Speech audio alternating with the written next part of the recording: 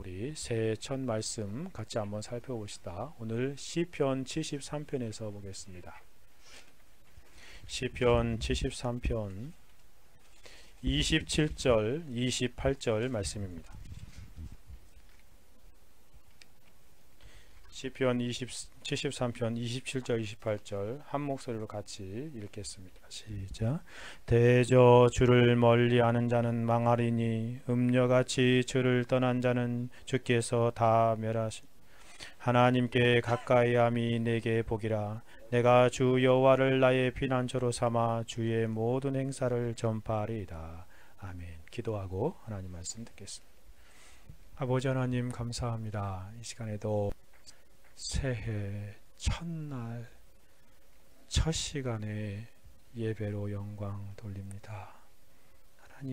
하나님께서 올 한 해 살아갈 때에 예배하며 시작하게 하셨사오니 올 한 해가 하나님만을 크게 영화롭게 하는 특별한 한 해가 되어지도록 인도하시며 주관하시고 역사하여 주옵소서. 이 시간에도 부족하고 약한 종이 하나님 말씀을 대언고자 합니다. 주의 생명의 진리의 말씀을 성령의 주관하심 안에서 바로 전하게 하옵시고 전하는 자도 하나님의 말씀에 큰 은혜를 누리게 하시며 듣는 모든 사랑하는 주의 권속들에게도 하나님께서 큰 은혜로 함께하여 주옵소서. 이 시간에도 성령께서 우리 가운데 운행하시고 역사하심을 찬송하오며 살아계시고 역사하시는 우리 주 예수 그리스도의 이름으로 기도 올려드리옵나이다. 아멘. 하나님께서 2015년을 영원한 과거 속으로 사라지게 하시고 새로운 한 해 2016년을 우리에게 새롭게 선물로 허락해 주셨습니다. 우리는 새롭게 찾아오는 한 해를 맞이함에 있어서 지난 해를 잘 정리하고 새로운 마음가짐을 가지고 새로운 한 해 신앙생활을 해 나아갈 그런 귀한 결심과 다짐을 해야 하겠습니다. 참으로 벌써 12시가 지나서 2016년 새로운 한 해가 시작되었습니다. 2016년 첫 시간을 맞이하는 이 시간, 하나님을 예배하는 것이 참으로 복되다 하는 생각을 지워버릴 수 없습니다.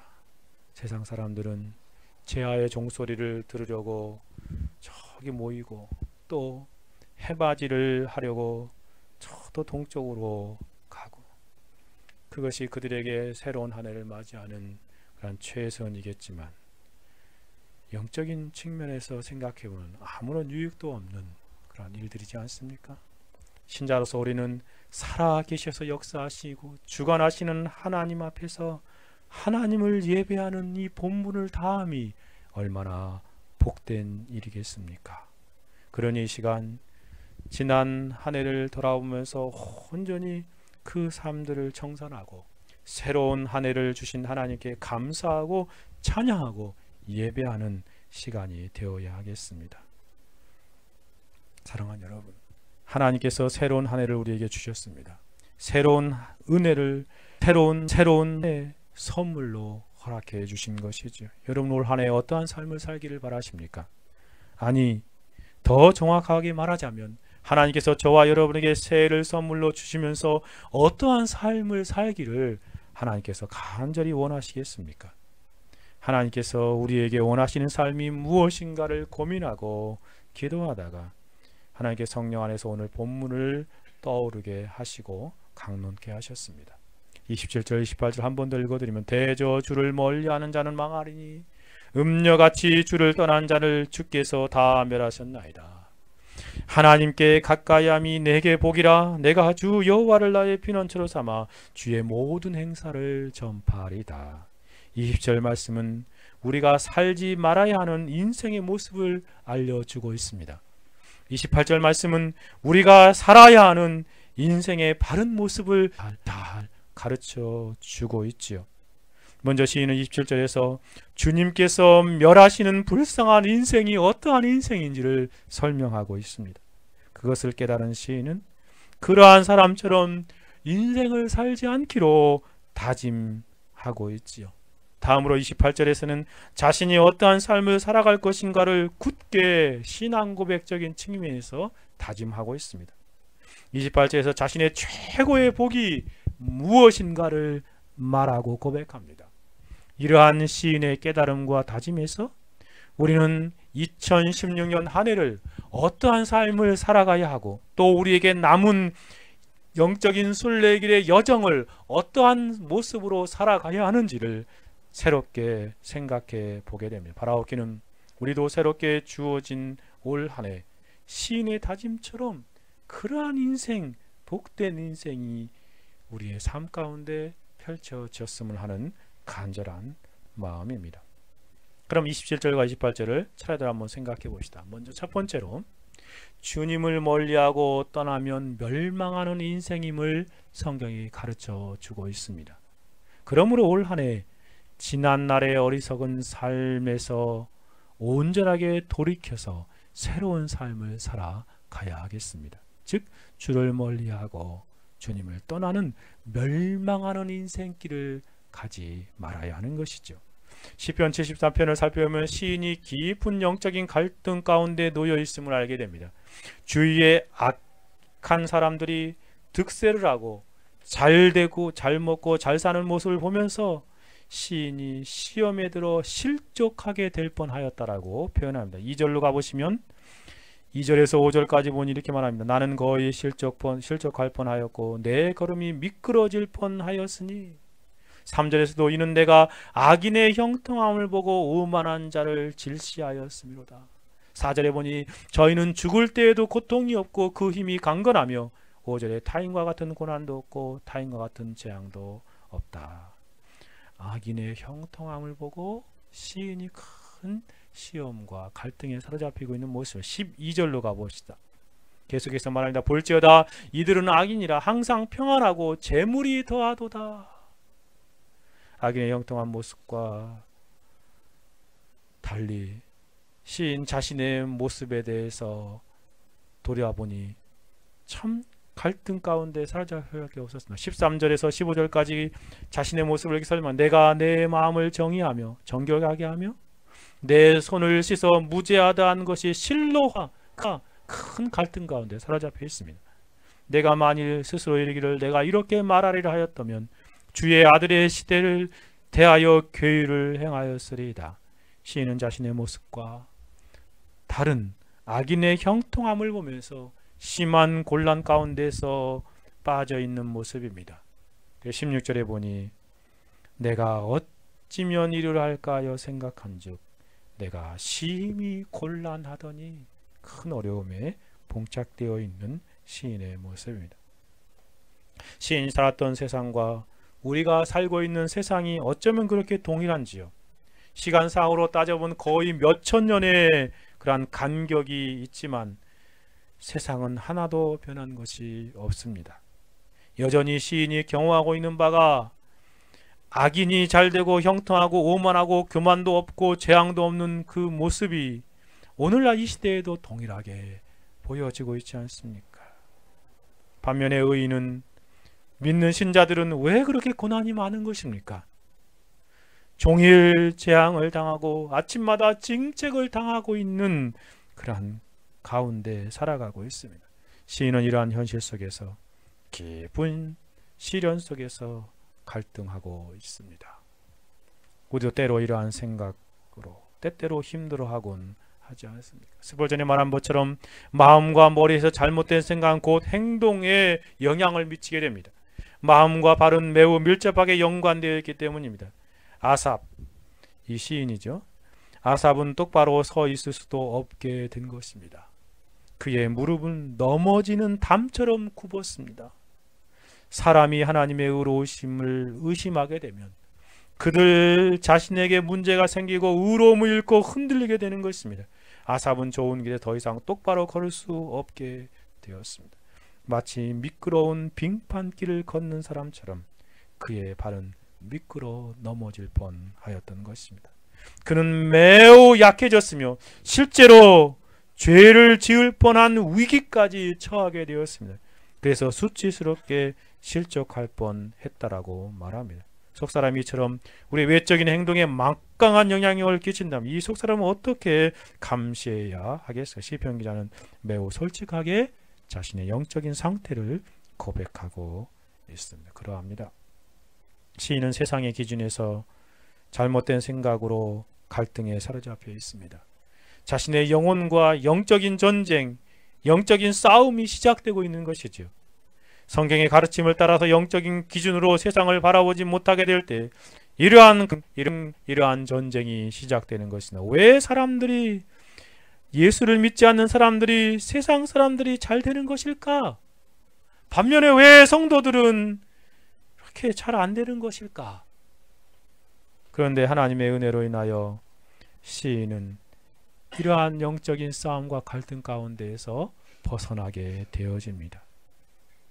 그는 거의 죽을 뻔하였지만 결국에는 최종적으로 그러한 싸움에서 승리하는 모습을 보여주고 있습니다. 하나님께서 시험에 빠지지 않도록 은혜 안에서 지켜주셨기 때문에 그러합니다. 존 후퍼의 말처럼 시인에게 하나님의 은혜가 나타나고 있음을 알 수 있습니다. 시편 기자가 말하지 않습니까? 실족해 버렸다 라고 말하지 아니하고 실족할 뻔하였다 라고 말하는 표현을 보십시오. 이 구절에서 우리는 전능하신 하나님께서 그의 섭리로 주권으로 그 갈등하고 있는 그 연약한 성도를 능력으로 보호하시고 놀랍게 지켜주셨음을 알게 되지 않습니까? 우리가 시험을 받아서 거의 악을 행할 위기에 처했다 해도 하나님께서는 우리를 지켜주시고 시험에서 빠져 멸망으로 나아가지 않도록 지켜주시는 은혜를 베풀어 주시는 분이십니다.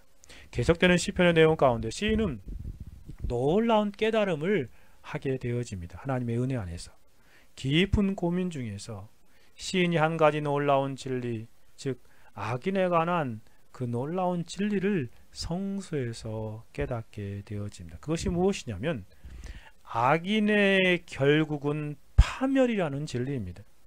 악인의 결국은 파멸이다. 시인은 악인이 잘되고 잘 사는 것처럼 보여지지만 그들의 종말의 비참함을 분명하게 깨닫고 있습니다. 그러므로 우리도 악인의 결말을 바로 깨닫고 영적인 갈등에서 벗어날 뿐만 아니라 악인의 삶을 부러워하거나 악인의 잘되는 형통함을 쫓아가는 어리석은 삶을 살지 말아야 합니다. 17절 말씀 같이 한번 읽어보겠습니다. 같이 읽어봅시다. 시작. 하나님의 성소에 들어갈 때야 저희 결국을 내가 깨달았나이다. 결국 아니 그렇게 시비 갈등하고 있는데 하나님의 성소에 이렇게 들어갈 때 악인의 결국을 깨달았다라고 말합니다. 주께서 참으로 저희를 미끄러운 곳에 두시며 파멸에 던지시니 저희가 어찌 그 졸지에 황폐하게 되는가 놀람으로 전멸하였나이다. 악인의 결국의 모습입니다. 20절에 주여 사람이 깬 후에 꿈을 무시함같이 주께서 깨신 후에 저희 형상을 멸시하시리이다. 진실로 그러합니다. 악인이 지금은 잠시 잘되고 형통한 삶을 사는 것 같아도 그들의 결국은 파멸입니다. 그들은 일장춘몽과 같은 인생을 살아가고 있는 것이죠. 꿈속에서 잠시 세상의 부귀와 영화를 누리지만 꿈을 깬 이후에 크게 실망하고 마는 것입니다. 성경은 이와 같이 악인의 결말을 분명하게 알게 하시고 깨닫게 하십니다. 그러므로 우리는 올 한 해 어떠한 삶을 살아야 하겠습니까? 이 시대도 여전히 악인들이 잘되고 잘 살고 형통하는 모습을 우리는 보고 있습니다. 악인들이 잘되고 형통하는 것으로 인하여 영적인 갈등에 사로잡히지 말아야 합니다. 왜냐하면 그들의 결말이 성경에서 파멸이라 말하기 때문에 그렇습니다. 뿐만 아니라 잘되는 악인을 부러워하는 어리석은 삶을 살지 마십시오. 악인의 형통한 삶을 부러워하거나 그러한 삶을 쫓아가려고 몸부림치는 어리석은 행동을 하지 말아야 하겠습니다. 우리는 시인이 1편에서 말한 것처럼 복 있는 사람은 악인의 꾀를 쫓지 아니한다. 그렇습니다. 우리는 그러한 삶을 사는 것입니다. 죄인의 길이 서지 아니한다. 오만한 자의 자리에 앉지 아니한다. 바라기는 악인의 결국을 파멸이라는 사실을 알고 악인들을 부러워하거나 악인들을 삶을 담고자 하는 그러한 어리석은 일에 여러분의 힘을 낭비하지 마십시오. 두 번째 모습은 주님을 멀리하는 자는 망하게 된다는 것입니다. 악인들은 결국 주님을 멀리하다가 망하게 된다는 것입니다. 그러므로 우리는 올 한 해 주님을 멀리하는 삶에서 온전히 돌이키는 삶을 살아가야 하겠습니다.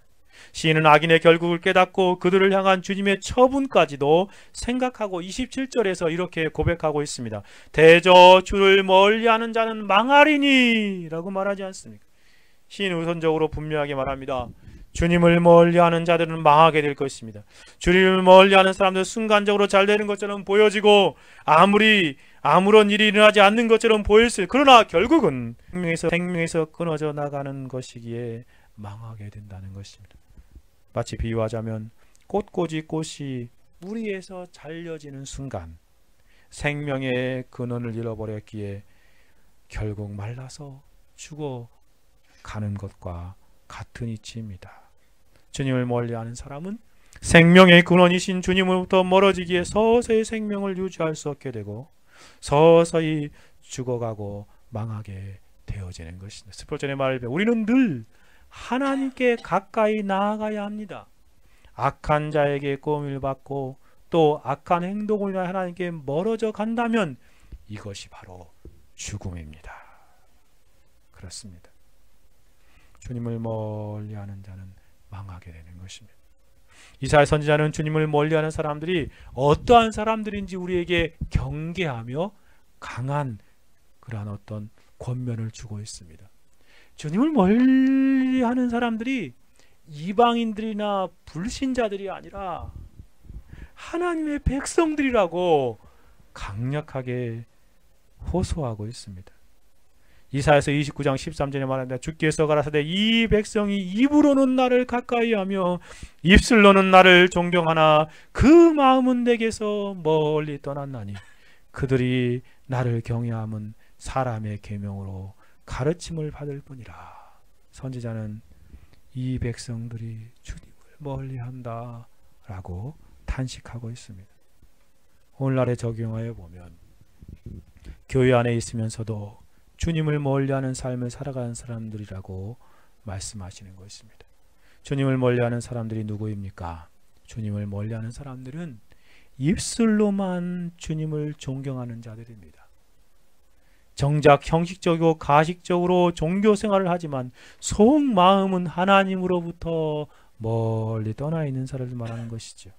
선지자 이러한 사람들이 종교적인 의무를 이행하는 것은 하나님의 말씀의 가르침에 의한 것이 아니라 사람의 계명을 따라서 그렇게 하는 것이라고 지적하고 있습니다. 우리도 그렇게 하나님의 말씀이 아니라 사람의 계명으로 우리의 신앙의 집을 세워간다면 우리도 모르는 순간에 주를 멀리하게 되어지는 것입니다. 예수께서 이러한 사람들의 모습을 적용하시면서 이렇게 책망하지 않습니까? 마태복음 15장 9절에 사람의 계명으로 교훈을 삼아 가르치니 나를 헛되이 경배하는도다 하였느니라 하시고, 오늘날도 교회 안에 수많은 사람들이 있지만 주님을 멀리하는 사람들이 적지 않은 시대입니다. 교회 안에 있으면서도 주님을 멀리하는 사람들이 참 많지요. 사람의 계명을 교훈으로 삼아 가르침을 받아서 하나님을 헛되이 경배하는 사람들이 되지 말아야 하겠습니다. 사랑하는 성도들이요, 새로운 한 해 우리는 주님을 멀리하는 어리석은 삶을 살지 말아야 하겠습니다. 또 한 가지 더 나아가서 이 악인의 모습을 한 가지 더 말하는데, 그들의 결말을 주님을 떠난 자는 다 주께서 멸망시키신다는 말씀입니다. 그러므로 우리는 올 한 해 주님을 떠나는 어리석은 삶도 살지 말아야 하지요. 27절을 한 번 더 읽어봅시다. 대저 주를 멀리하는 자를 망하느니, 그 다음에 뭐라고 말합니까? 음녀같이 주를 떠난 자를 주께서 다 멸하셨나이다. 특별히 하반절을 보시죠. 음녀같이 주를 떠난 사람들을 주께서 다 멸망당하게 하셨다 라고 시인은 그 역사 속에 드러난 증거들을 보면서 그렇게 단정지어 말하고 있습니다. 주님을 떠난 자의 삶의 모습이 무엇입니까? 주님을 떠난 사람들은 주님께서 멸망을 당하게 하신다고 하는데, 그러한 사람들이 대체 누구입니까? 먼저 생각할 수 있는 것은 주님을 떠난 자는 주님을 멀리하는 사람보다 더 심각해진 모습임을 알 수 있습니다. 주님을 멀리하는 인생길을 계속 가다 보면 결국 주님을 온전히 떠나는 사람이 되는 것입니다. 주님을 마음으로 멀리하는 사람은 결국 삶 속에서도 주님을 완전히 떠나게 되는 것이지요. 사람의 말을 따라서 주님을 섬기는 사람은 결국 주님으로부터 떠나가 버리는 것입니다. 시인은 한 가지 비유를 들어서 주님을 떠난 사람의 예를 이렇게 설명하고 있지 않습니까? 음녀같이 주를 떠난 자다. 음녀같이는 표현을 생각해 보십시오. 우리는 주님을 떠난 사람들이 어떠한 부류의 사람들인가를 알게 됩니다. 하나님 앞에서 영적인 순결을 잃어버린 사람들로 영적인 간음을 행하는 사람들이 바로 주를 떠난 자들이다 라고 말하는 것입니다. 음녀같이 주를 떠난 자는 주님과의 언약관계를 파기한 사람들을 말하는 것입니다. 영적으로 주님을 사랑하고 주님을 의지하기로 약속했었는데 그것들을 저버리는 사람을 말하는 것이다. 한때 하나님과 약혼한 것을 고백하였으나 그분을 버리고 그에 대한 의무와 교제를 버리고 이방인의 품으로 간 변절자와 같은 사람들임을 말하고 있는 것입니다. 주님을 사랑해야 하는데, 주님과 친밀한 교제 가운데 살아가야 하는데 그것들을 멀리하던 그런 사람들입니다. 그러면 이렇게 주님을 사람들은 어떻게 되어진다라고 성경은 말하고 있습니까? 이러한 사람들은 모두 주께서 멸망당하게 하셨다라고 분명히 가르쳐 주고 있습니다. 그러므로 우리는 어떠한 경우에서도 우리의 인생길이 이러한 어리석은 사람의 모습과 같이 되어지지 말아야 하겠습니다. 노이 존스의 말을 빌리자면, 하나님에게서 떠난 자가 멸망을 당한다는 것은 우리들이 지금 살아있다는 사실과 마찬가지로 확실합니다. 하나님의 재분기는 천천히 분쇄합니다. 그 곡식들을 이렇게 넣고 빠잖아요. 빨 때 그 하나님 그 고운 가루로 만들게 막 부수는데 그 재분기는 아주 천천히 돈대요. 아무나 느리기 때문에 전혀 움직이지 않는다고 생각할 정도입니다. 그렇지만 그것은 아주 가늘게 빠는 결과를 낳게 될 것입니다. 완전히 부서뜨린다는 것이죠. 진실로 그렇습니다. 때로 하나님을 떠나가는 사람들이 잘 되는 것처럼 일시적으로 보여져도 결국은 어떻게 된다는 것입니까? 산산이 부서져서 멸망을 당하게 될 것이라는 말입니다. 하나님으로부터 멀리하기를 택했던 사람들은 하나님으로부터 영원히 멀어지게 될 것입니다. 정말 음녀같이 주님을 떠난 자들은 다 멸망시키셨다라고 말하고 있기 때문에 그렇습니다. 왜냐하면 하나님께서는 질투하시는 하나님이시기 때문에 그래요. 하나님께서는 그분의 백성들이 모두 영적으로 순결한 삶을, 주님만을 순수하게 섬기며 살아가기를 바라십니다. 그런데 그들이 그 약속을 저버리고 떠나가면 하나님께서 질투하시는 하나님이시기 때문에 그들을 가만히 내버려 두시지 않으신다는 말입니다. 하나님께서 그들을 분노하며 그렇게 멸망당하게 하신다라고 얼마나 두려운 일입니까? 사랑하는 여러분, 하나님께 저와 여러분에게 새로운 한 해를 주셨습니다. 여러분은 올 한 해 어떠한 삶을 살기를 원하십니까? 먼저 소극적인 측면에서 앞에 살펴본 것처럼 이러한 삶을 살지 말아야 될 것입니다. 악인의 형통하고 잘되는 것을 보고 영적으로 갈등하는 생애가 되지 말아야 하겠습니다. 또한 악인을 좋아하는 삶을 살지 마십시오. 그들의 종말을 생각하고 그들의 불쌍히 여기는 삶을 살아야 할 것이지, 그들의 일시적인 형통의 모습을 부러워하거나 닮으려고 하지 마십시오. 또한 주님을 멀리하는 인생길을 걸어가지 말아야 할 것입니다. 주님을 입술로만 존경하고 외식적이고 가식적인 모든 종교생활, 역사와 전통이 빛나는 종교생활로 안주하는 어리석은 삶에서 속히 돌이켜야 할 것입니다. 또한 주님을 떠남으로 멸망을 당하는 어리석은 인생길을 걸어가지 말아야 합니다. 오직 신랑 되신 주님만을 순수하게 사랑해야 할 것입니다. 주님과의 언약을 준수하고 영적인 순결을 유지하는 삶을 더욱더 열심을 내며 살아가십시다. 사랑하는 여러분, 지난 한 해 우리의 과거의 삶, 어떠한 삶을 살았는지요? 혹시 시인이 깨닫기 전의 모습처럼 안타까운 그런 삶은 아니었습니까? 악인의 형통함을 부러워하고 주님을 멀리하고 주님을 떠나려고 하는 인생길로 가려고 하진 않았는지요? 만일에 그러한 부분이 조금이라도 생각나신다면 주님의 말씀 앞에서 철저하게 돌이키고 회개합시다. 왜냐하면 그러한 삶은 망하는 인생이기 때문에 그렇습니다. 전능하신 주님으로부터 멸망을 당하였던 사람들처럼 멸망을 당하게 됩니다. 영원히 과거의 시간 속으로 흘러버린 2015년처럼 우리는 정말 그러한 삶 가운데에서 완전히 돌아서야 할 것입니다. 그러한 삶은 우리의 인생의 영원한 과거가 되게 하십시오. 그리고 현재 돌이켜서 새로운 삶으로 나아가야 합니다. 자, 그러면 이제 우리가 한 해를 맞이하여 앞으로 인생길을 어떠한 삶을 적극적으로 행하며 살아가야 하는 것입니까? 하나님이 우리에게 바라시는 그러한 삶의 모습이 무엇입니까? 두 번째로 살펴봅시다. 그것은 뭐냐면 주님만을 가까이 하는 인생입니다. 주님을 가까이 하는 인생이 가장 좋고 가장 복된 인생입니다. 그러므로 올 한 해 어떻게 살아가야겠습니까? 주님만을 가까이 하십시다.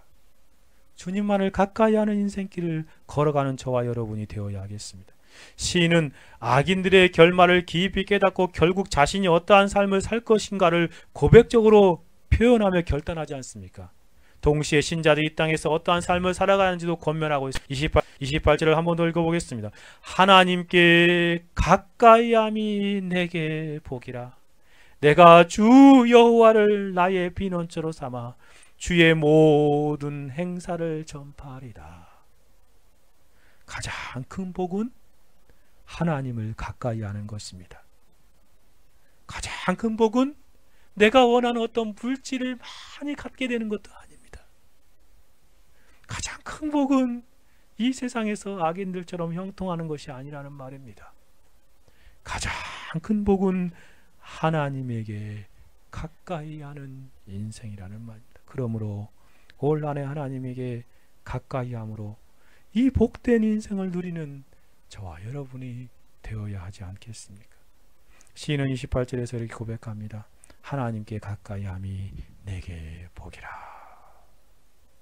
우리나라 번역 성경은 본문을 너무 많이 의역을 해버렸어요. 그래서 본문 원어의 그 의미는 통하지만 많이 이렇게 벗어난 부분도 있더라고요.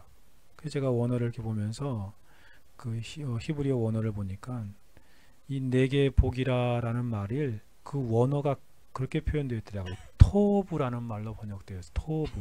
토브란 말이 뭐냐면 좋다라는 뜻이거든요. 좋다, 좋은 것이다 라는 뜻입니다. 그리고 그 다음에 붙어 있는 게 뭐냐면 그 토브라는 말 바로 앞에 뭐가 붙냐면 리라는 만화가 붙어 있습니다. 리토브라는 그 리라는 말은 뭐냐면 나를 위해서는 나에게는 좋습니다 라는 그런 뜻입니다. 청교도들이 번역한 그래서 영어 성경 원문을 그대로 직역하여 청교도들이 그 킹제임스 버전을 번역할 때요 원문을 1:1 단어로 번역을 해서 그래서 그 그 청교도들이 번역이 참 의미가 깊은 겁니다. 의역을 하지 않고 원어가 이 단어면 그대로 이 영어로 표현해 놨어요. 그래서 청교도들이 번역 이렇게 되어 있다. It is good for me 라는 거니까 나를 위해서 좋습니다 라는 그런 뜻입니다. 그것은 나를 위해서 좋습니다. 원문에서는 이 표현 이렇게 되어 있는 걸 그대로 영어에서 번역하고 있는 것이죠. 그리고 이 원어에서 보면은요, 나에게는 좋습니다, 나를 위해서는 좋습니다, 이 표현과 더불어 그보다 더 강조되어 있는 표현이 있어요. 이 니토브라는 말보다 더 먼저 쓰인 그런 표현들이 있는데, 그 표현들이 그 원래 히브리어나 헬라어나 그 앞쪽에 쓰이면 강조되어 있는 더 중심적으로 드러내는 내용이거든요. 왜냐하면 히브리나 헬라어는 그 순서에 정해져 있지 않기 때문에 그래요. 그래서 먼저 강조하시고 앞에 쓰는 것이에요. 어떻게 보면 이렇게 쓰였습니다. 베아니 키라밧 엘호임 리토브 이렇게 되었습니다. 이게 베아니라는 말이 제일 먼저 등장하는데, 이게 뭐냐면 원래 이 베아니라는 이러한 단어, 아니라는 이러한 단어, 베는 그러나라는 뜻이거든요. 그 아니라는 말은 1인칭 대명사예요. 근데 이 히브리어 원어에서는 1인칭 대명사들을 이렇게 잘 쓰지 않아요. 왜냐하면 전미사로 쓰든지 전치사로 해가지고 표현할 수 있기 때문에. 근데 특별히 이렇게 아니라는 말을 쓰면 아주 강조한 거예요. 그러니까 베아니라는 말은 뭐냐면 그러나 나의 경우에는 그걸 강조한 거예요. 정말 주를 멀리하는 자, 주를 떠나는 자는 다 멸망한다고 말하는데, 그러나 나의 경우에는 이라면서 아주 강조한 표현임이 드러나는 것이에요. 그 다음에 등장하는 표현이 뭐냐면 키라바이라는 단어인데, 이것은 가까워짐, 접근이라는 뜻이에요. 가까이 끌어당김이라는 뜻도 있어요. 그리고 우리가 잘 아는 그 다음 단어가 엘로힘, 삼위일체 하나님을 표현하는 것이지 않습니까? 그래서 본문을 원어를 그대로 우리말로 직역하여 번역해 보면 이런 뜻입니다. 그러나 나 자신의 경우에는 하나님에게 가까이함이 나를 위해서 좋습니다 라는 그러한 번역입니다. 시인의 표현을 살펴보면 가장 강조되어 있는 이 한 절에서 두 번이나 반복해 사용하는 표현이 있죠. 첫 단어로 베아니, 나의 경우에는 이라고 표현했습니다. 아까 그 토브 앞에 니라는 말이 있었다고 했죠. 리, 나에게는 이라는 뜻이에요. 전치사로서 토브라는 그 단어 앞에 전치사로서 나에게는 이라는 단어, 나를 위해서는 이란 리니까요. 그러니까 for me라는 거죠. 그러니까 한 절에 두 번이나 나의 경우에는, 나를 위해서는 이것이 좋습니다 라고 강조하고 있는 것이죠. 결국 27절과 연결해서 생각해 보면 시인은 이렇게 말하고 있는 것입니다. 주님을 멀리하고 떠나는 사람들이 다 망하고 주께서 친히 저들을 멸망시키실 것이 확실합니다. 그러나 나 자신의 경우에는 하나님을 가까이 하는 것이 나를 위해서 가장 좋은 것입니다 라고 말하는 것입니다. 망하는 길을 가는 어리석은들과 같은 삶을 그러니 나는 살 수 없습니다 라고 표현하는 것입니다. 시인의 확고부동한 고백을 여기서 발견하게 되죠. 우리는 시인이 자신에게 가장 좋은 것, 자신의 삶에서 가장 복된 삶이 무엇인가를 분명하게 알려주고 있음을 알게 됩니다. 조셉 캐롤이라는 분이 이 시인이 It is good for me 라는 단어를 이렇게 해석하더라고요. 시편 기자는 좋다라고 했는데 이것은 그냥 좋다고 말한 게 아니라 가장 좋은 것이라고 말하는 것입니다. 물론 본문은 서수형이라고 표현되어 있지만 이 본문의 문맥에서 살펴보면 이 본문은 최상급으로 번역해야 옳습니다. 왜냐하면 27절과 연결해 보니까 나를 위해서는 가장 좋은 것이 바로 이것입니다 라고 말하는 것입니다. 우리가 하나님께 가까이 나아가는 것은 어느 때라도 좋은 것 이상이지 않습니까? 이렇게 하는 것이 우리에게 가장 좋은 일인 것입니다. 하나님께 가까이 하지 않으면 우리는 가장 위험한 상태에 있기 때문에 그렇습니다. 하나님께 가까이 나가는 것이 그러기에 가장 좋은 것이라고 우리는 해석해야 하는 것입니다. 그분은 언제나 우리에게 가장 좋은 친구가 되어주십니다. 때로 우리에게 유일한 친구가 되어주시기도 하지 않습니까? 주야 무섭다 할지라도 하나님은 그곳에서도 우리와 함께 하십니다. 우리가 때로 사망의 음침한 골짜기와 같은 곳을 지날 때에도 하나님은 나의 유일한 친구로서 나를 떠나지 아니하시고 나와 함께 해주시기에 가장 좋은 것입니다. 이 악한 시대에 하나님께서 사람들로 그분을 떠나가도록 허락하신 것은 우리로 그분께 더욱 가까이 나아가도록 하시려는 것이 아니고 무엇이겠습니까? 그분이 세상으로 하나님을 비방하고 모욕하도록 허락하신 것은 그분의 백성들의 기도의 영을 깨어 있어서 하나님을 향하여 더 가까이 나아가게 하려는 것이 아니고 무엇이겠습니까? 정말 그렇습니다. 하나님을 가까이 하는 것이 우리에게 가장 좋은 것입니다. 로이 존스도 그 점을 이렇게 설명하더라고요. 하나님 가까이 머문다는 것은 좋은 일입니다. 왜냐하면 가까이 머물 때 자기의 죄가 용서받았다는 것을 확실히 알 수 있기 때문에 그렇습니다. 그러나 하나님으로부터 멀어져 있을 때에는 그것을 의심하기 시작합니다. 죄를 범한 양심의 처지를 물론이고 나무의 비난이나 악마의 비난에 대한 처지도 감내할 수 없게 되어지는 것입니다. 자기가 자기 죄가 용서받았다는 것을 아는 것은 그리스도와 만나 하나님 가까이 머물 때에 확신하게 되는 일입니다. 정말 그렇습니다. 그러니 성도가 하나님 가까이 사랑하는 것이 얼마나 복된 거예요. 그때 하나님의 사랑을 느끼게 됩니다. 자기가 하나님의 아들이라는 사실을 확신하게 됩니다. 하나님과 화목과 평화를 누리게 되는 것입니다. 하나님과의 평화, 사람들과의 평화, 가족의 평안도 하나님을 가까이 하는 삶 가운데 주어지는 은혜인 것입니다. 하나님을 사랑을 알고 세상에 줄 수도 빼앗을 수 없는 기쁨을 맛보는 것이 바로 하나님을 가까이 하는 데 주어지는 은혜입니다.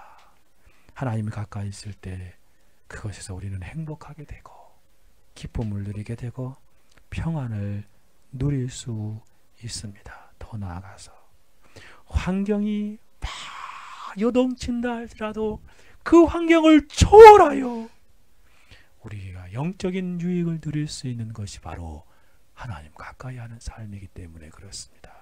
정말 그렇습니다. 사도 바울의 경우에서 우리는 그것을 알지 않습니까? 내가 궁핍함으로 말하는 것이 아니라 어떠한 형편이든지 내가 자족하기를 배웠노라. 내가 비천에 처할 줄도 알고 풍부에 처할 줄도 알아. 모든 일에 배부르며 배고픔과 풍부와 궁핍에도 일체의 비결을 배웠노라. 내게 능력 주시는 자 안에서 내가 모든 것을 할 수 있느니라. 참으로 그렇습니다. 하나님을 가까이 하는 것이 성도의 가장 큰 복입니다. 가장 좋은 일입니다. 사랑하는 여러분, 시인의 확고 부동한 신앙 고백 속에서 여러분은 무엇을 깨닫게 되십니까? 하나님을 가까이 함이 내게 가장 좋은 일이라고 확신하고 있는 고백의 내용에서 여러분은 어떤 생각을 하게 되십니까? 올 한 해 우리가 어떠한 삶을 살아야 하는 것에 대한 분명한 답을 얻게 되지 않습니까? 우리는 저마다 좋은 삶을 살기를 원합니다. 복되고 행복한 인생이 되기를 원합니다. 기쁨과 은혜가 넘치는 삶을 살아가기를 원합니다. 성경은 그러한 삶이 어떠한 삶으로 주어지는 것인지 분명히 가르쳐주고 있지요. 하나님께 가까이 하는 삶, 그런 사람들에게 주어지는 영적인 복락들입니다. 사랑하는 여러분, 여러분은 올 한해 어떠한 삶을 살기 원하십니까? 참으로 성경이 말하는 가장 좋은 삶, 가장 복된 삶, 그러한 인생이 되기를 원하지 않습니까? 세상 사람들이 말하는 일시적으로 뜬구름 잡는 삶이 아니라 성경이 말하는 가장 좋고 가장 복되고 가장 행복한 삶을 살기 원하지 않습니까? 그러다면 답은 간단합니다. 올 한 해 하나님을 가까이 하는 삶을 살아가십시오. 개인적으로 하나님을 가까이 하는 삶을 사십시오. 여러분의 가정적으로 하나님을 가까이 하는 삶을 하십시오. 직장에서도 학교에서도 어디 있든지 간에 여러분의 생애가 하나님을 가까이 하는 삶을 살아간다면 그 안에서 놀라운 영적인 복락을 누리며 살아가게 되는 것입니다. 그럼 한 걸음 더 나아가 봅시다. 도대체 하나님을 가까이 하는 삶이란 무엇을 말하는 것입니까? 하나님에게 가까이 하는 삶이란 무엇을 말하는 것입니까? 어떠한 삶을 말하는 걸까요? 윌리엄 거슬이라는 분이 하나님을 가까이 하는 삶이 무엇인지 원리적인 측면에서 두 가지를 설명하고 있습니다. 하나는 뭐냐면 하나님과 화평과 평화를 누리는 삶이라고 말하는 것입니다. 하나님 가까이 하는 것은 결국 하나님과 평화의 관계에 있는 것, 즉 중보자 되신 예수 그리스도를 믿는 믿음으로 말미암아 하나님과 화목의 관계에 있는 것, 그것이 바로 하나님 가까이 하는 것이다. 또 한 가지는 뭐냐면 하나님을 가까이 한다는 것은 하나님과 더 깊은 친밀한 교제를 누리고 있는 상태를 말하는 것이다 라고 말하더라고요. 일상적인 행동과 대화에서 그분과 친밀하게 대화를 나누고 교제를 누리는 삶을 하나님을 가까이 하는 것이다 라고 이 두 가지 큰 원리를 말해요. 하나님과의 화목, 화평, 평화, 그리고 하나님과의 친밀한 교제, 더 깊은 교제, 이것이 바로 하나님을 가까이 하는 것이다 라고 말합니다. 하나님께 가까이 나아간다는 것은 본문에 나타난 바와 같이 하나님과의 평화를 이루고 하나님과의 화목의 관계에 있어서 하나님과 친밀한 은혜를 누린다는 것입니다. 그리고 더 나아가서 하나님께 가까이 나아가는 구체적인 삶의 모습을 말하는데 예적인 측면 세 가지를 설명합니다. 그게 뭐냐면 하나님께만 소망을 두고 살아가는 거예요. 즉 우리가 하나님께만 소망을 두며 살아가는 것이에요. 이러한 사람이 하나님과 평화를 누리는 사람이라는 것입니다. 시편 기자는 이러한 평화를 얻은 사람이지 않습니까? 왜? 그 다음 나오는 구절이 이거지요. 내가 주 여호와를 나의 피난처로 삼아. 그렇죠. 결국 하나님을 가까이 하는 사람의 삶의 모습은 어떠한 모습이라는 것이에요? 주님을 피난처로 여기며 사는 것이에요. 주님만을 소망하며 주님만을 의지하며 살아가는 삶의 모습이 바로 하나님을 가까이 하는 것입니다. 여러분이 하나님을 가까이 하기 원하십니까? 하나님과 화평의 관계, 더 깊은 교제를 누리기를 원하십니까? 여러분의 피난처로 여기며 사십시오. 하나님만을 소망하며 사십시오. 세상에 있는 것들을 소망하면 금방 실망할 수밖에 없습니다. 어떠한 사람을 소망해도 실망할 수밖에 없습니다. 그러나 하나님을 피난처로 삼아 하나님께 소망을 두면 여러분 결코 실망하지 않으실 것입니다. 하나님만을 의지하십시오. 그러면 하나님과의 더 친밀한 평화를, 화목을 누리게 될 것입니다. 하나님을 가까이 하는 그곳에 참된 은혜가 있습니다. 또 한 가지 무슨 뭐냐면 하나님의 형상을 더 닮아가는 것이라고 설명합니다.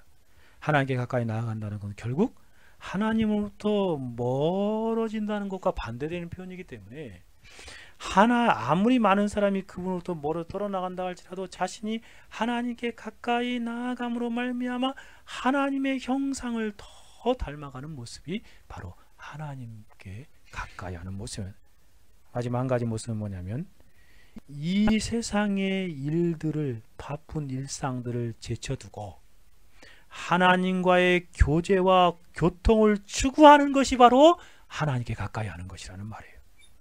즉 그분과 동행하고 그분을 의지하는 삶을 살아가기 위해서 주님과의 교제와 교통의 시간을 따로 떼어놓고 살아가는 삶이 하나님과 가까이 하는 삶이라는 것입니다.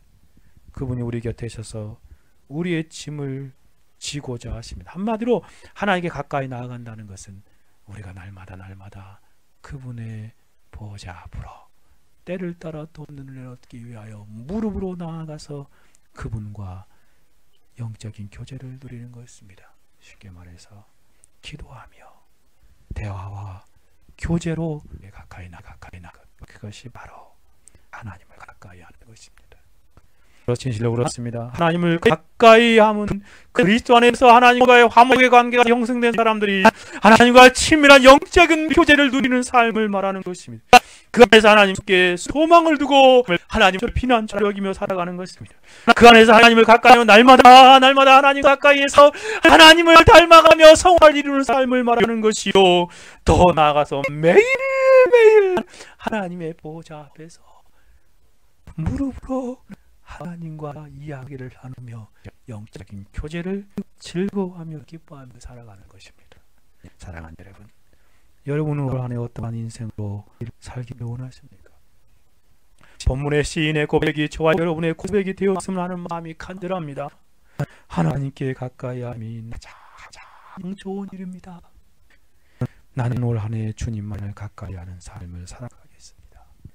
그리스도 안에서 이루어진 주님과의 화목의 관계를 누리면서 살겠습니다.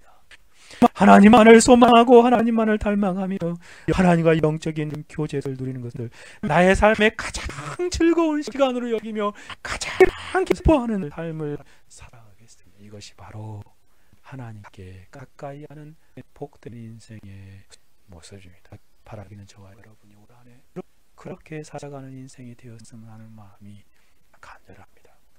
그러면 한 걸음 더 나아가 봅시다.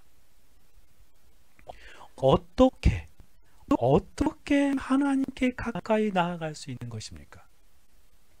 우리가 어떻게 구체적인 모습 가운데에서 하나님께 가까이 나아갈 수 있는 것입니까? 리차드 십스, 즉 청교도 가운데 가장 탁월한 위로의 설교자라고, 그래서 그 별명이 뭐냐면요, 천상의 위로의 설교자라는 별명을 받은 사람이 리차드 십스라는 분인데, 그분이 어떻게 하나님께 가까이 나아갈 수 있는지를 이렇게 설명합니다. 하나님은 하늘과 땅에 충만한 분이십니다. 내가 주의 신을 떠나 어디로 가며 주의 앞에서 어디로 피하리일까? 하나님은 무소부지하신 하나님이라는 거, 어디든지 계시다는 말이에요. 그렇죠? 그래서 그분은 어느 곳에나 계시는 무소부지하신 하나님이십니다. 그러나 그분은 특별한 은혜로 선한 사람들과 특별하게 함께 하셔서 그들의 마음을 강건케 하시고 위로하시고 붙들어 주시는 분이십니다. 하나님은 모든 곳에 계시지만 그분의 임자가 누구에게나 동일한 것은 아닙니다. 우리가 하나님께 가까이 나아가는 데는 6가지 단계의 모습이 있습니다. 이 설명 첫 번째 뭐냐면, 우리가 하나님에게 가르침을 받을 때 우리는 하나님을 가까이 하게 되어집니다. 그러므로 하나님을 가까이 하는 삶을 살고자 한다면 어떻게 해야 될까요? 하나님에게 열심히 가르침을 받는 삶을 살아가는 것이에요. 두 번째 단계의 모습은 뭐냐면, 하나님이 우리의 마음에 계시면 우리는 하나님께 가까이 나아가게 됩니다.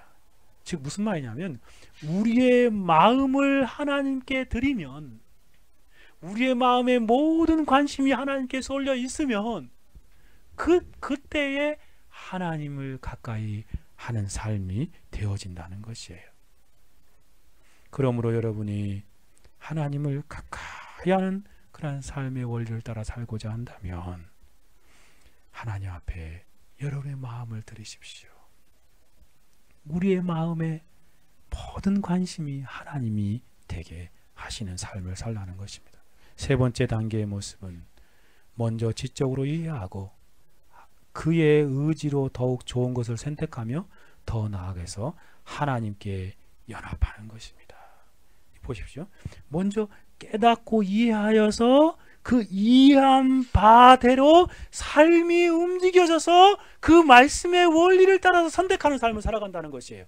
그때 그 이 진리의 말씀을 이해하고 그 이해를 따라서 삶으로 옮기는 그러한 선택하는 삶을 살아갈 때 결국 하나님의 말씀을 따라 사는 삶이기에 하나님과 연합이 이루어진다는 것이에요. 그러므로 여러분이 하나님과 이 연합하는 가까운 삶을 살고자 한다면 먼저 진리를 이해하고 그 진리에 이해된 말을 따라 선택을 하는 삶을 살아가고 주님과 연합하는 삶을 살아가기에 힘써야 하는 것입니다. 네 번째 단계의 모습은 우리의 모든 애정이 하나님께 향할 때 우리는 하나님을 더 가까이 하게 되는 것입니다. 쉽게 말해서 무슨 말입니까? 우리는 하나님만을 사모하고 하나님만을 사랑하며 하나님만을 향한 애정을 가지고 이 땅을 살아가라는 말입니다. 그때 하나님께 더 가까이 하는 삶을 살아가는 것입니다. 다섯 번째 원리는 성령의 역사하심 안에서 그렇게 되어지는 것이다 라고 말하는 것입니다. 하나님께 가까이 하는 삶을 살기 위해서는 매일 기도 가운데에서 그러니 성령을 구하는 삶을 사십시오. 성령의 은혜와 도움을 구하는 삶을 살 때에 여러분은 하나님과 가까이 하는 삶을 살아가고 하나님과 매일 행하는 놀라운 은총을 누리게 될 것이나 마지막의 모습은 뭐냐면 그분을 찬양하며 그분께 항상 감사하는 삶을 살아갈 때에 하나님께 가까이 하는 삶이 되어지는 것입니다. 그러므로 올 한 해 하나님을 찬양하고 감사하는 삶을 살아가십시오. 이와 같이 하나님께 가까이 하는 삶이 가장 좋은 삶이요 가장 복된 삶입니다. 신자는 이러한 삶을 살아갑니다. 저와 여러분이 올 한 해 그러한 삶이 되기를 바랍니다. 교회에서 성경 속에 나타나는 모든 성도들의 삶을 보십시오. 그들은 하나님께 가까이 함으로 놀라운 복을 누리는 사람들이었지 않습니까? 모세, 여호수아, 엘리야 선지자, 수많은 성도들의 모습을 보십시오. 그들은 세상에 살았지만 하나님께 가까이 하는 삶으로 큰 복락을 누리는 삶을 살았습니다. 신약의 성도들도 마찬가지지요. 사도행전의 사도들, 사도 바울, 역사 속에서 모든 신실한 성도들의 전기를 읽어보십시오. 그들의 가장 우선적인 삶의 모습이 하나님을 가까이 하는 것이었습니다. 그리고 그 안에서 풍성한 은혜를 누리며 가장 좋은 삶을 살아갔던 것들을 우리는 보게 되었다. 여러분, 주님을 멀리하는 삶이 망하는 길입니다. 주님을 가까이 하는 삶이 복된 인생입니다. 그러므로 우리는 어떠한 평생 동안 순례길 가는 동안 주님을 더 가까이 하는 인생으로 살아야 하겠습니다. 사랑하는 여러분, 올 한 해 여러분은 어떠한 삶을 살아가기를 원하십니까? 어떠한 삶을 살기로 다짐하십니까? 새해 첫날 첫 시간의 예배에서 주님께서 우리에게 말씀하시는 말씀을 경청하셨습니까? 그렇다면 어떠한 삶을 살아가기를 원하십니까? 여러분이 많은 계획들이 있고 많은 그러한 목표들이 있을지 모르겠습니다. 그러나 모든 계획과 목표가 우선순위 주님을 가까이 하는 것부터 다시 한번 시작하십시오. 주님을 가까이 하는 그 최우선순위에 두고 살아가시는 인생이 되십시오. 주님을 멀리하는 삶에서 돌이키고 주님만을 가까이 함으로 그것이 내게 가장 좋은 일입니다. 시인처럼 여기며 살아가야 하겠습니다. 하나님을 가까이 하는 것이 올 한 해 나의 인생에서 가장 복된 삶이요 가장 좋은 삶입니다. 그러니 올 한 해 이렇게 살아가겠습니다 라고 고백하고 성령의 도우심을 의지하며 그렇게 사는 인생길이 되어지기를 간절히 소원합니다. 말씀을 마치면서 저와 여러분이 올 한 해 하나님께 가까이 하는 삶, 하나님을 가까이 하는 삶을 살아갈 수 있는 구체적이고 실천적인 지침과 원리를 말씀드려 보고자 합니다. 올 한 해 참으로 하나님을 가까이 함으로 여러분도 가장 좋은 인생, 가장 복된 인생이 되고자 한다면 이러한 지침을 따라서 한 해를 살아가십시오. 첫 번째 지침은 주님을 멀리하고 떠나려는 마음과 생각을 철저하게 몰아내고 죽이는 삶을 살아가십시오. 죄악된 본성을 사단이 자극하여 이러한 어리석은 삶을 살도록 우리를 유혹하고 부추길 것입니다. 올 한 해도 그럴 것입니다. 그때마다 즉시로 물리치는 삶을 살아가십시오. 이렇게 말하십시오. 주님을 멀리하는 삶이 망하는 길이다. 그러니 사단아 떠나가라. 그러한 삶을 망하는 삶이라고 자신의 영혼에게 누누이 말하면서 한 해를 살아가십시오. 두 번째 지침은 주님을 가까이 하는 삶이 가장 좋은 인생이요 가장 복된 인생임을 잊지 말고 살아가십시다. 저와 여러분의 영혼에게 날마다 말하십시오. 하나님을 가까이 함이 나에게 가장 좋은 삶이다. 하나님을 가까이 하는 인생이 가장 복된 인생이다. 아침마다 자신의 영혼에게 되뇌이듯이 말하십시오. 하루하루를 살아갈 때마다 하나님께 가까이 함이 나에게 가장 큰 복이라고 그렇게 말하며 살아가십시오. 올 한 해 아니 남은 우리의 영적인 순례 인생의 여정 가운데 우리의 마음의 신비에 영혼의 신비에 이 진리를 새기고 잊지 않고 순례의 길을 걸어가십시다. 세 번째 지침은 어디에나 계시는 무소부지하신 하나님을 생각하고 살아가십시다. 항상 우리와 가장 가까이 계시는 하나님이십니다. 그러니 믿음으로 바라보며 사십시오. 아무도 없는 것 같아도 주위에 아무도 없는 것 같아도 하나님은 그곳에도 함께 하십니다. 그 하나님을 믿음으로 바라보며 살아가십시다. 교회만 계시는 하나님이 아닙니다. 예배 때만 계신 하나님이 아닙니다. 우리 가정에도 거기도 계시는 하나님이십니다. 우리 직장과 사업장에도 거기도 계신 하나님이십니다. 우리의 삶의 현장에 계시고 함께 하신 하나님, 무소부지 하나님 하신 하나님을 잊지 마시고 늘 생각하며 그 하나님의 면전의식으로 살아가십시오. 그때 여러분은 하나님께 가까이 하는 실제적인 삶을 살아가고 그곳에 하나님이 역사하실 것입니다. 네 번째 지침은 날마다 죄를 철저하게 경계하고 관리하는 삶을 살아가십시다. 죄에 대한 영적인 경계를 늦추지 마십시오. 죄에 대한 민감한 상태로 하나님을 살아가야 하겠습니다. 모든 죄악을 멀리하고 죄를 죽이고 즉시로 회개하는 삶을 사십시오. 하나님을 가까이 하는 삶의 최대의 적은 바로 죄악이지 않습니까? 그러니 죄를 멀리하는 삶을 살아가야 합니다. 마음의 죄악을 품으면 필연적으로 하나님으로부터 멀어지게 되어집니다. 그러니 죄를 멀리하십시오.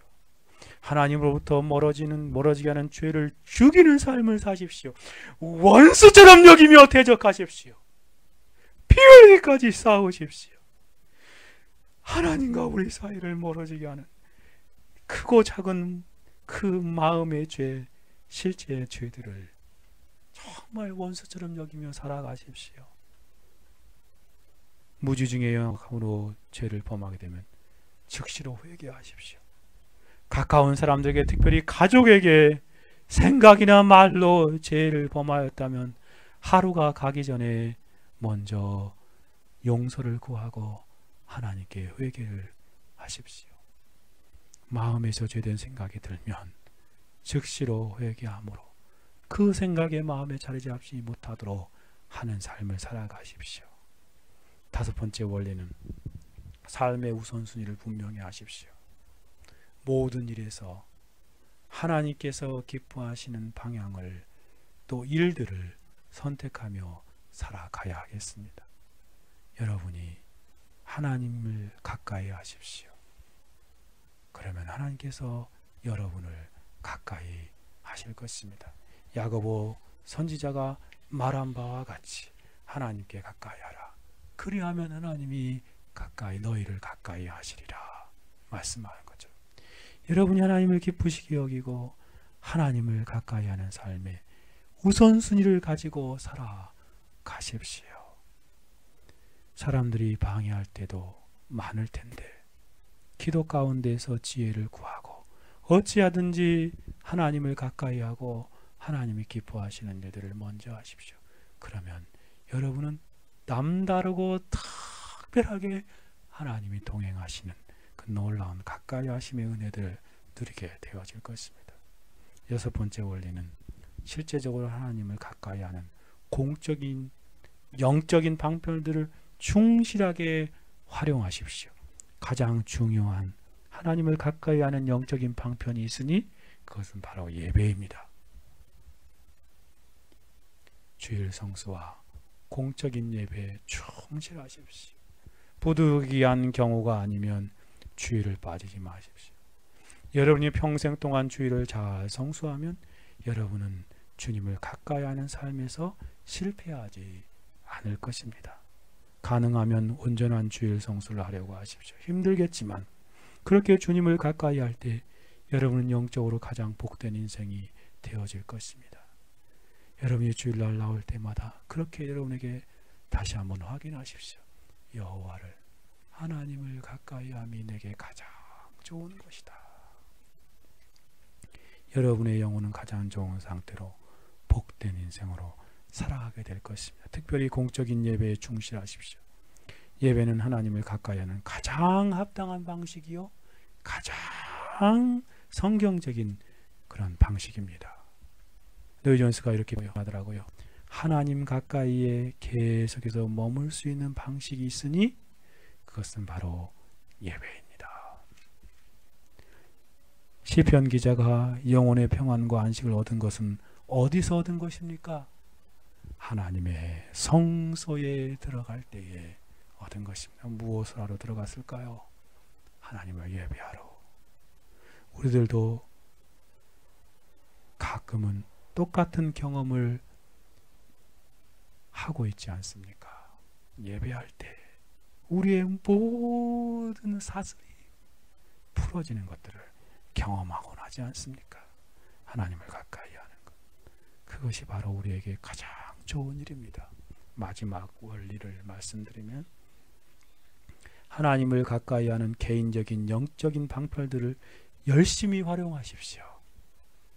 공적인 그러한 방편들은 충실하게 활용하시되 개인적인 영적인 방편들은 열심히 힘써서 활용하십시오. 특별히 개인 기도 시간을 확보하십시오. 매일 꾸준히 기도하십시오. 기도가 하나님을 가까이 하는 것이지 않습니까? 기도하면 하나님을 가까이 하는 것이요 기도하지 않으면 하나님을 멀리하는 것입니다. 노이존스가 하나님을 지속적으로 가까이 하는 삶의 첫 번째 원리로 말하는 것이 바로 기도 생활입니다. 하나님 가까이 머무는 사람은 끊임없이 하나님에게 말을 걸고 있는 사람입니다. 우리도 그렇게 할 것을 결심해야 합니다. 라고 권면합니다. 뿐만 아니라 올 한 해 맥체인 성경 읽기를 매일 생활화하십시오. 가정에서 온 가족이 둘러앉아 성경을 매일 읽는 시간이 하나님을 가족이 함께 하는데 가장 좋은 시간입니다. 여러분의 가정이 가장 좋은 일이 바로 그것입니다. 처음에 온 가족이 모여 성경을 함께 읽는 시간을 갖는 것은 쉽지 않습니다. 저도 자녀들과 해마다 계속 하고 있는데 정착되는데 한 3년 걸리더라고요. 3년을 해야 비로소 자녀들도 그렇게 생각하고 저도 생각하고 안정이 되더라고요. 당연히 하는 것이 가장 우선순위로 중요하게 여기게 되더라고요. 자녀들이 어린 나이에서부터 시작하십시오. 안 되면 부부만이라도 시작하십시오. 안 되면 혼자만이라도 성경 읽는 시간을 확보하시고 열심히 그것들을 힘쓰십시오. 그날에 일용할 양식인 하나님의 말씀을 읽지 않았다면 육신의 양식도 굶을 각오를 하고 성경을 읽어 나아가십시오. 사랑하는 여러분, 2016년 새해가 하나님의 은혜로 주어졌습니다. 올 한 해 어떠한 삶을 살기를 원하십니까? 하나님께 가까이함이 내게 복이다. 하나님께 가까이함이 내게 가장 좋은 일이다 라는 그 고백을 날마다 하면서 복된 인생으로 살아갔으면 하는 마음이 간절합니다. 아주 예전에 수원의 어떤 교회를 지나가다가 교회 앞에 큰 돌이 있었습니다. 웬 자연석을 저기다 세워놨나, 그래서 가까이 가서 보았습니다. 근데 거기에 뭐라고 써 있었냐면 하나님께 가까이함이 내게 복이라 라고 기록되어 있더라고요. 늘 생각납니다. 돌에 새길 것이 아니라 우리의 마음에 이 말씀을 새기고 복된 인생으로 사는 저와 여러분의 인생과 가정과 직장이 되어지기를 간절히 소원합니다. 같이 한번 기도합시다. 들은 말씀 생각하며 기도합시다. 주님, 정말 시인의 고백이 나의 고백이 되게 하옵소서. 하나님께 가까이 함이 내게 있어서는, 나를 위해서는 가장 좋은 일입니다 라는 그런 고백을 하며 한 해를 살아가는 복된 인생이 되기를 위해서 한번 기도합시다. 다짐하며 하나님 결단하며 하나님 도와주십시오. 이렇게 살아가게 해주십시오 라고 기도합시다. 같이 한번 기도합니다. 거룩하시고 자비로우신 하나님 아버지, 주를 멀리하는 자는 다 망하리라고, 주님을 떠나는 자를 주께서 다 멸하셨다라고 성경은 우리에게 가르쳐 줍니다. 하나님을 가까이함이 내게 가장 좋은 일임을 하나님 시인이 고백하는데, 종도 마음의 신비에 이 말씀을 새기고 영적인 인생길을 걸어가게 해 주십시오. 하나님 아버지, 참으로 올 한 해 하나님께 가까이함이 내게 복이라는 그 놀라운 말씀이 하나님 날마다 경험되는 인생이 되게 해 주십시오. 하나님, 주님을 멀리하고 떠나는 생각을 저주하게 죽이는 삶을 살아가게 해 주시고, 주님을 가까이 하는 삶이 가장 좋은 인생이요 가장 복된 인생임을 마음의 신비에 새기고 살아갈 수 있도록 도와주십시오. 무소부재하신 하나님을 생각하며 하나님, 교회에서도 가정에서도 삶의 터전에서도 하나님, 그 하나님을 늘 생각하며 하나님 면전의식으로 하나님을 가까이 하는 삶을 살아가게 해주십시오. 하나님과 멀리 떨어지게 하는 이 지긋지긋한 원수 같은 죄악을 하나님 정말 멀리하는, 철저하게 하나님 죽이는 피를 싸우는 삶을 살아갈 수 있도록 주여 우리를 도와주시기를 간절히 소원합니다. 하나님, 우리의 삶의 우선순위가 하나님께 가까이함이 되게 해 주십시오. 하나님 기뻐하시는 일, 하나님이 원하시는 삶을 살아갈 수 있도록 도와주옵소서. 또한 하나님 아버지, 실제적으로 하나님을 가까이하게 하는 공적인 영적인 방편들을 사용함에 활용함에 있어서 충실한 한 해가 되게 해주시기를 간절히 소원합니다. 주일 성수와 공적 예배에 충실한 인생이 되어서 하나님을 가까이하는 복된 인생이 그늘게 하옵소서. 개인적인 영적인 방편들을 열심히 힘써서 활용함으로 말미암아 하나님 다시금 주께 가까이하는 인생길을 걸어가는 우리의 생애가 되게 하여 주옵소서. 우리의 기도의 생활을 하나님 다시 한번 하나님 일어나 기도하며 힘쓰게 하여 주옵소서. 아버지 하나님, 참으로 주께서 은혜를 베풀어 주셔서 성령 안에서 날마다 영혼의 양식을 누리며 그 안에서 하나님께 영광 돌리는 복된 길을 걸어가게 하옵소서. 주님 감사합니다. 홀로 영광 받으시기를 원하오며 살아계시고 역사하시는 우리 주 예수 그리스도의 이름으로 기도 올려 드리옵나이다. 아멘. 우리 같이 찬송하시겠습니다. 찬송 한국